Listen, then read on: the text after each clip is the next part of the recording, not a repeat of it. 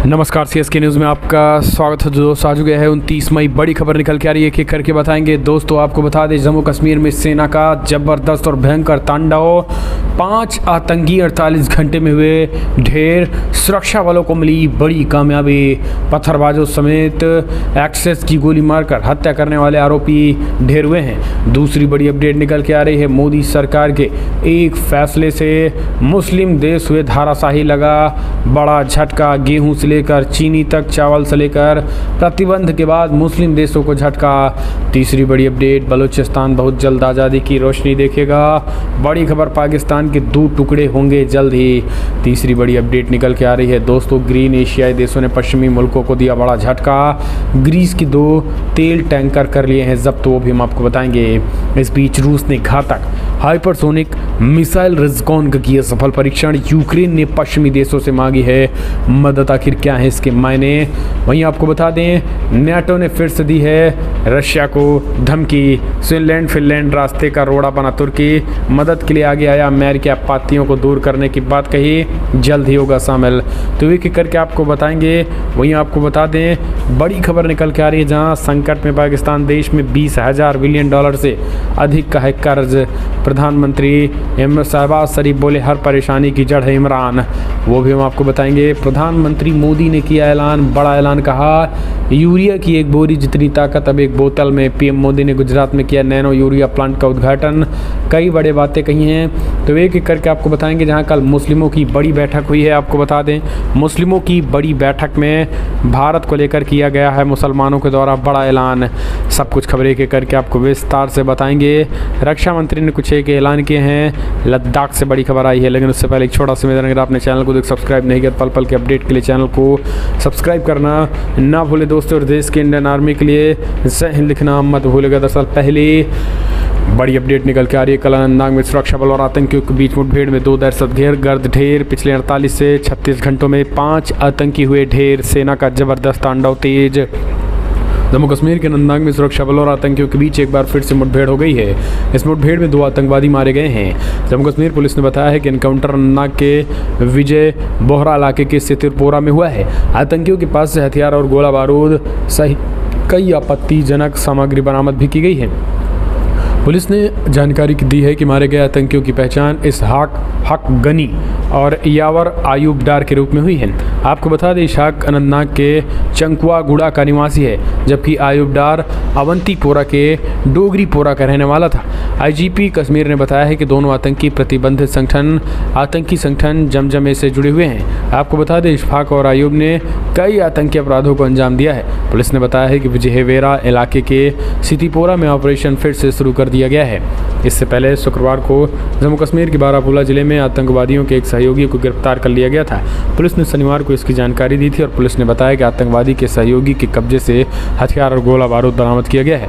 दोस्तों, पिछले कुछ दिनों से जम्मू कश्मीर को स्थिर करने की कोशिश हो रही थी, लेकिन 5 आतंकियों के ढेर होने के बाद कुछ अब ये सब ठंडा पड़ेंगे। एक और अपडेट लेते हैं दोस्तों। मुस्लिम देशों को एक के बाद एक ताबड़तोड़ झटका दिए हैं मोदी सरकार। दरअसल आपको बता दें, पहले गेहूँ, फिर चीनी और अब चावल की बारी। यानी आपको बता दें, जिस तरीके से निर्यात बंद किया जा रहा है, इससे सबसे ज़्यादा मुस्लिम देशों को बड़ा झटका लग रहा है।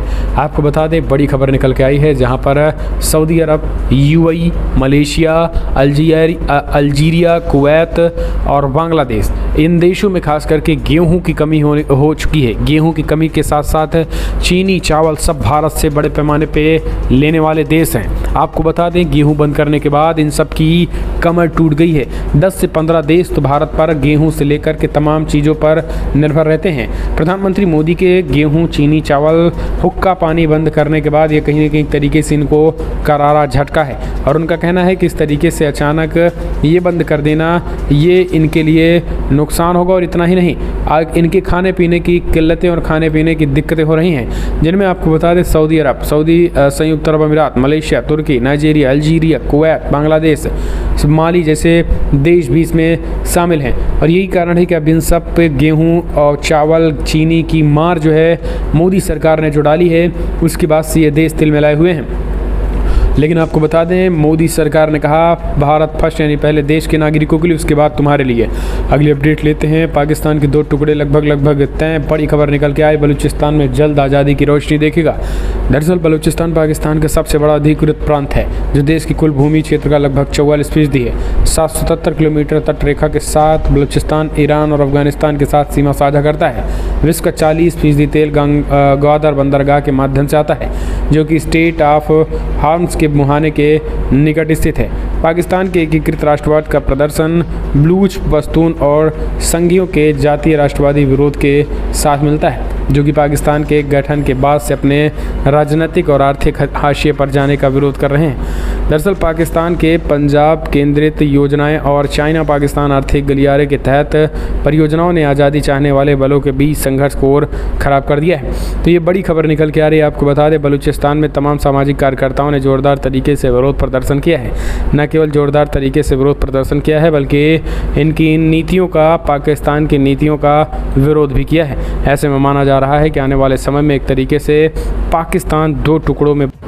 अगली अपडेट लेते हैं। रूस ने घातक हाइपरसोनिक मिसाइल ज़िरकॉन का किया सफल परीक्षण। यूक्रेन ने पश्चिमी देशों से मांगी मदद। रूस और यूक्रेन के बीच युद्ध को 3 महीने से ज़्यादा का समय बीत चुका है। युद्ध को लेकर दोनों ही देश अपने अपने दावे कर रहे हैं। यूक्रेन से युद्ध के बीच रूस ने शनिवार को घातक हाइपरसोनिक मिसाइल ज़िरकॉन का सफल परीक्षण किया।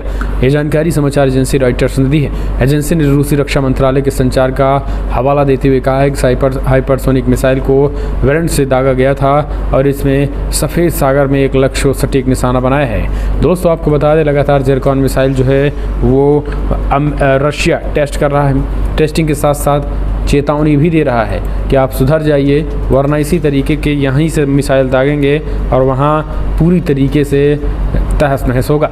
अगली अपडेट रशिया और भारत के बीच जो बड़ी डील, रशिया से खरीदेगा गैस प्लांट। जी हाँ, दरअसल आपको बता दें भारत खरीदेगा रूसी कंपनी से क्रूड ऑयल की हिस्सेदारी। ये भी बड़ी खबर निकल के आ रही है। दरअसल रशिया और भारत की हिस्से जिम्मेदारी और खास करके जो दोस्ती है वो हर कोई जानता है। यही कारण है कि आपको बता दें इस संकट के समय में भारत ने रूस के साथ सबसे ज़्यादा याराना दिखाया है। अब बड़ी खबर निकल के आई है जहाँ पर आपको बता दें तेल खरीदने के साथ साथ ही भारत से अब रूसी कंपनी से क्रूड ऑयल की हिस्सेदारी भी भारत खरीदने की तैयारी कर रहा है, जिससे न केवल भारत में तेल की कमी आएगी, यानी भारत में तेल के दामों में कमी आएगी, बल्कि इससे पैसे भी कहीं ना कहीं कमाए जा सकते हैं। और यही कारण है कि अब इस डील पर बात होने लगी है। यानी अभी तक रूस से तेल खरीदा जाए इसको लेकर मोदी सरकार बातचीत कर रही थी, लेकिन अब तेल कंपनियों में 50% की हिस्सेदारी ही सरकार खरीद लेना चाहती है या फिर कोई प्राइवेट बिजनेसमैन उद्योगपति खरीदेंगे। लेकिन बात अब यहाँ तक मोदी सरकार ने पहुँचा दी है कि पूरी की पूरी कंपनी ही लेने की तैयारी चल रही है। हम चलते हैं और अपडेट लेते हैं। अगली खबर निकल के आ रही है दोस्तों, जहां इस एशियाई देशों ने पश्चिमी मुल्कों को दिया बड़ा झटका। ग्रीस के 2 तेल टैंकर कर लिए जब्त। जी हाँ, दरअसल ईरान और पश्चिमी देशों के बीच एक बार फिर तनाव बढ़ रहा है। अमेरिकी प्रतिबंधों के उल्लंघन आरोप में ग्रीस के सहयोग से ईरान के तेल टैंकर जब्त किए तो पलटवार करते हुए ईरान ने भी ग्रीस के 2 टैंकर जब्त कर लिए। साथ ही चेतावनी जारी कर दी कि अगर उसे छेड़ा गया तो वो भी जवाब में नहीं चूकेगा। दरअसल ईरान ने रेवोल्यूशनरी गार्ड में शुक्रवार घोषणा की है कि उनके फारस की खाड़ी से गुजर रहे ग्रीस के 2 तेल टैंकर जब्त कर लिए। इन दोनों टैंकरों पर ग्रीस के झंडे लगे हुए थे। इससे पहले अमेरिका ने ग्रीस की सहायता से भूमध्य सागर को जब्त कर लिया था। अमेरिका ने आरोप लगाया था कि ईरान उस पर लगे अंतर्राष्ट्रीय प्रतिबंधों का उल्लंघन कर रहा है, जिससे जवाब में ये कार्रवाई की गई थी। ईरान के इलीट माने जाने वाली रिवॉल्यूशनरी गार्ड ने ये घोषणा ऐसे वक्त में की जब ईरान के परमाणु कार्यक्रम को लेकर वार्ता में गतिरोध को लेकर ईरान और पश्चिमी देशों के बीच तनाव बढ़ गया है। हम चलते हैं और अपडेट लेते हैं। दरअसल यूक्रेन को हथियारों की आपूर्ति किए जाने पर भड़का पुतिन, कहा बिगड़ सकते हैं हालात। दरअसल रूसी राष्ट्रपति व्लादिमीर पुतिन ने जर्मनी और फ्रांस के नेताओं को यूक्रेन और हथियारों की आपूर्ति बढ़ाने के खिलाफ चेतावनी दी है। इस कदम से हालात और ख़राब हो सकते हैं। समाचार एजेंसी AFP के मुताबिक पुतिन ने साफ शब्दों में कहा है कि यूक्रेन को हथियारों की आपूर्ति करने से देश में हालात और बद से बदतर होंगे और इसकी जिम्मेदारी फिर दुनिया के तमाम देशों को लेनी पड़ेगी। हालात इससे सामान्य होने वाले नहीं हैं। इस चीज़ को कहीं न कहीं उन्होंने स्पष्ट तरीके से कहा हुआ है। हम चलते हैं और अपडेट लेते हैं। दोस्तों बड़ी खबर निकल के आई है, आपको बता दें जहां मुस्लिमों की बड़ी बैठक हुई है। जमीयत उलमाए हिंद ने कहा जुल्म सह लेंगे, देश पर आंच नहीं आने देंगे, भावुक हुए रो रहे हैं मुसलमान। मंदिर मस्जिद विवाद के बीच शनिवार सहारनपुर के देवबंद में जमीयत उलमाए हिंद की बैठक हुई और जिसमें जमीयत के अध्यक्ष मौलाना महमूद मदनी ने बैठक को संबोधित करते हुए कहा है कि जो फैसला लेंगे फिर उससे पीछे नहीं हटेंगे। हालांकि इस दौरान वो भावुक भी हो गए हैं। उन्होंने कहा है कि मुसलमानों का चलना एक अब मुश्किल हो गया है। उन्होंने कहा है कि हमारे देश में ही हमें अजनबी बना दिया गया है, लेकिन जो एक्शन प्लान वो लोग तैयार कर रहे हैं उस पर हमें नहीं चलना है। मौलाना मदनी ने कहा है कि जिस तरीके की चीज़ें हो रही हैं उसके लिए मुस्लिमों को जेल भरने के लिए तैयार रहना चाहिए। मदनी ने कहा है कि हम किसी के एक्शन प्लान पर नहीं चलेंगे। हालात मुश्किल हैं, लेकिन इस समय भी मायूसी की ज़रूरत नहीं है। हम जुर्म सह लेंगे, लेकिन देश पर आंच नहीं आने देंगे। हम पर हर चीज़ को समझौता कर सकते हैं, पर देश से नहीं। इस बात को हर किसी को समझने की ज़रूरत है। ये फैसला कमज़ोरी की वजह से नहीं है, बल्कि जमीयत उलमा हिंद की ताकत की वजह से है। ये ताकत हमें कुरान ने दी है और हम हर चीज़ से समझौता कर सकते हैं, अपने ईमान से समझौता नहीं कर सकते हैं। जमीयत उलमा हिंद ने ये बड़ी बातें कही हुई हैं। हालांकि आपको बता दें इनकी हालत ख़राब हो चुकी है। जो देश तोड़ने की बात करते थे आज देश रटने लगे हैं। यही है 2014 में मोदी सरकार की ताकत। और अगर इनकी बातों में कोई ये आकर कहे कि ये देश कर रहे हैं, तो ये देश ऐसे नहीं कर रहे हैं। इसके पीछे मोदी और योगी की वो नीति रही है, तोड़ो नीति फिर घर गिराओ नीति रही, तब जाकर आज ये देश कर रहे हैं, वरना इसी देश की खाते और पाकिस्तान का गाते थे। हम चलते हैं और अपडेट लेते हैं। बड़ी खबर निकल के आ रही है दोस्तों अगली, जहां अयोध्या श्री राम मंदिर शुभ मुहूर्ति, जी हां 24 जनवरी 2024 इसी दिन गर्भगृह में विराजमान होंगे राम लल्ला। दरअसल रामनगरी अयोध्या में इन दिनों भगवान श्री राम के भव्य मंदिर का निर्माण कार्य काफ़ी तेजी के साथ पकड़ा हुआ है। श्री राम तीर्थ क्षेत्र की देखरेख में बन रहे मंदिरों में गर्भगृह लाल पत्थर से बना हुआ है और इसका निर्माण कार्य पूर्ण होने पर रामलला का शुभ मुहूर्त 24 जनवरी 2024 को इनमें विराजमान होंगे। श्री राम लल्ला जन्मभूमि मंदिर के मुख्य पुजारी आचार्य सत्येंद्र दास जी महाराज ने बताया है कि भगवान श्री राम के मंदिर की प्रगति का कार्य 2023 में पूरा हो जाएगा और इस भव्य मंदिर का गर्भगृह लाल पत्थर से बन रहा है और इसी में शुभ मुहूर्ति जनवरी 2024 को श्री राम लल्ला के विराजमान किया जाएगा। हम चलते हैं और अपडेट लेते हैं। बड़ी खबर निकल के आ रही है दोस्तों, जहां पे महिला कार्यकर्ता की सहमति के बिना सुबह 6 बजे से शाम 7 बजे के बाद काम नहीं कर सकते। बाध्य यूपी की योगी सरकार का ऐलान। यूपी की योगी सरकार ने लगातार महिला सशक्तिकरण को बल देती आ रही है। इसी कड़ी में महिला कार्यकर्ताओं के हित में भी सरकार ने बड़ा फैसला लिया है। शनिवार को कहा गया है कि किसी भी महिला कार्यकर्ता को उनको लिखित सहमति के बिना सुबह 6 बजे से शाम 7 बजे के बाद काम करने के लिए बाध्य नहीं किया जाएगा। उपरोक्त घंटों के दौरान काम करने पर मुफ्त परिवहन, भोजन और पर्याप्त पर्यवेक्षण भी प्रदान किया जाना चाहिए। इस ऐलान के बाद अब महिलाओं की नाइट शिफ्ट खत्म हो गई है। नियम सरकारी और प्राइवेट सेक्टर दोनों पर लागू होगा। योगी सरकार ने इसके आदेश भी जारी कर दिए हैं। ये बड़ी खबर निकल के आई है। हम चलते हैं और अपडेट लेते हैं। अगली खबर निकल के आ रही है, जहां शहर अतिक्रमण करने वालों पर चेतावनी, बात नहीं मानने पर चलेगा बुलडोजर। यूपी में बाबा योगी का फरमान। यूपी के मुख्यमंत्री योगी आदित्यनाथ द्वारा प्रदेश के अतिक्रमण मुक्त करने के आदेश के बाद अब शहर में आगरा प्रशासन ने ये बड़ा ऐलान कर दिया है। आगरा प्रशासन ने कहा है कि शहर मुक्त अभियान चलेगा और खास करके बुलडोजर को पूरी तरीके से बुलडोजर से सफाई अभियान होगा। उन्होंने स्पष्ट कर दिया है कि आने वाले दिनों में तेज़ी के साथ काम किया जाएगा और उन्होंने ये भी कहा है कि जो भी इस चीज़ के उल्लंघन करेगा उन पर भी बुलडोजर चलेगा। यानी ये बुलडोजर जो है वो रुकने वाला नहीं है और बुलडोजर बाबा का बुलडोजर जो है वो तेज़ी के साथ चलेगा। फिलहाल आप कमेंट के माध्यम से आप अपने सुझाव देना ना भूलें। हम चलते हैं और अपडेट लेते हैं। अगली खबर निकल के आ रही है दोस्तों, आपको बता दें पूजा स्थल कानून का मामला फिर पहुंचा सुप्रीम कोर्ट। संवैधानिक वैधता को चुनौती।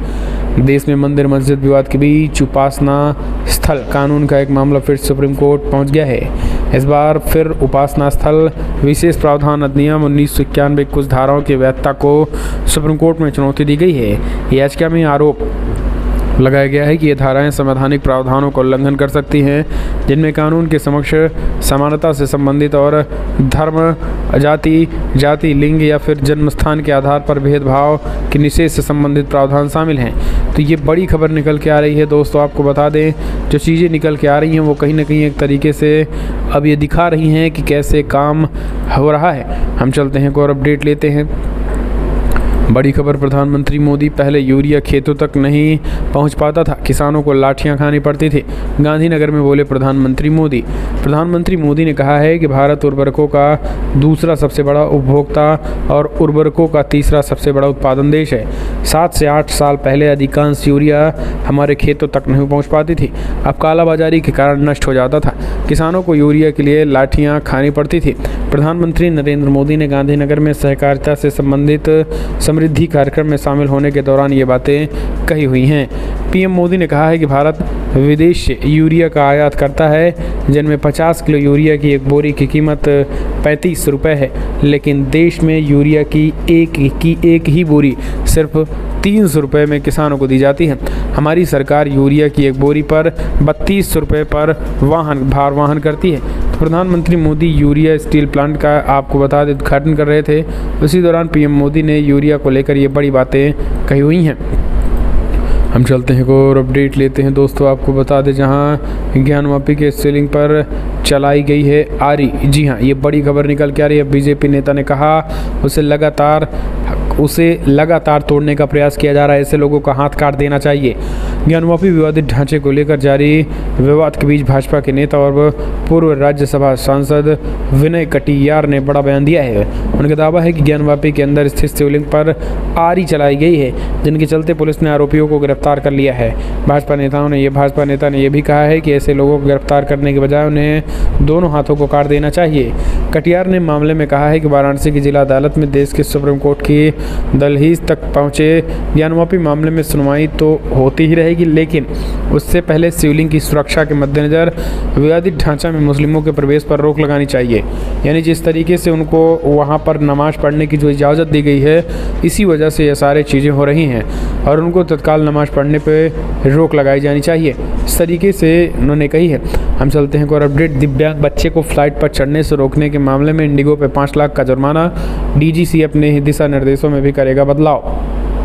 झारखंड की राजधानी रांची में एक दिव्यांग बच्चे को फ्लाइट पर चढ़ने से रोकने के मामले में नागरिक उड्डयन निर्देशालय के इंडिगो ने एयरलाइंस पे 5 लाख का जुर्माना ठोक दिया है। आपको बता दें, एयरलाइंस कर्मचारियों का बर्ताव बेहद बुरा था, इसी कारण स्थिति खराब हो गई थी। डीजीसीए ने कहा है कि विशेष परिस्थितियों में बेहतर प्रारूप की जरूरत होती है, भविष्य में ऐसी घटनाएं ना हों, इसे सुनिश्चित करने के लिए दिशा निर्देशों में बदलाव किया जाएगा। डीजीसीए के अनुसार अगर इस मामले को सहानुभूति के साथ संभाला गया होता तो बात इतनी नहीं होती कि यात्री की बौद्धिक कर दिया जाता। हम चलते हैं और अपडेट लेते हैं। अगली खबर निकल के आ रही है दोस्तों। आपको बता दें, पैगंबर मोहम्मद पर टिप्पणी, कट्टरपंथियों को बर्दाश्त नहीं किया जाएगा, 10 सालों में हत्या हिंसा की यह है लिस्ट। अब बीजेपी नेता नुपुर शर्मा की धमकी। दरअसल पैगंबर मोहम्मद का नाम टीवी डिबेट में लेने पर भारतीय जनता पार्टी की प्रवक्ता नुपुर शर्मा को अब इन दिनों कट्टरपंथियों में से धमकियां खुलेआम दी जा रही हैं। उन्हें बख्शा जा रहा है, ना ही उनके परिवार के सदस्यों को। उन्होंने पुलिस की शिकायत में साफ तौर पर कहा है कि अपने परिवार के लिए चिंता व्यक्त करी है। उनकी गलती बस इतनी है कि उन्होंने एक शो में शिवलिंग को फव्वारा बताए जाने पर यह सवाल किया और जैसे ही उनके पास भगवान का मजाक उड़ा रहा है, वैसे ही वो दूसरे मजहब से जुड़ी कहानियों को मजाक उड़ाने लगी हैं और इसी को जैसे को तैसा का जवाब दिया। तो इस तरीके से ये बातें कही जा रही हैं। फिलहाल फटाफट ब्रेकिंग न्यूज़ में इतना ही। एक और अपडेट, कभी दी थी सीएम योगी आदित्यनाथ को गोली की धमकी, अब सैजिल इस्लाम सीएम योगी के पास पहुंचकर हुआ सरेंडर। यूपी के मुख्यमंत्री योगी आदित्यनाथ और भाजपा नेताओं को कुछ और समय पहले धमकियां देने वाला सपा विधायक ने अब उनसे मदद की गुहार लगाई है। विधायक का नाम सैजिल इस्लाम है, जो बरेली की भोजपुरा सीट से चुने गए हैं। एमएलए सैजिल इस्लाम ने अपने पेट्रोल पंप पर बरेली प्रशासन द्वारा चलाए गए बुलडोजर की शिकायत सीएम योगी से करते हुए न्याय की उम्मीद जताई। उन्होंने सीएम योगी आदित्यनाथ से मिलने का भी दावा कर दिया है। तो अब आप समझ सकते हैं कि जो लोग सीएम योगी आदित्यनाथ को गालियाँ देते थे, बोली देते थे, सीएम योगी के एक्शन के बाद अब सब नतमस्तक हो गए हैं सीएम के सामने। फिलहाल फटाफट ब्रेकिंग न्यूज़ में इतना ही, लेकिन अगर आपको वीडियो पसंद आए तो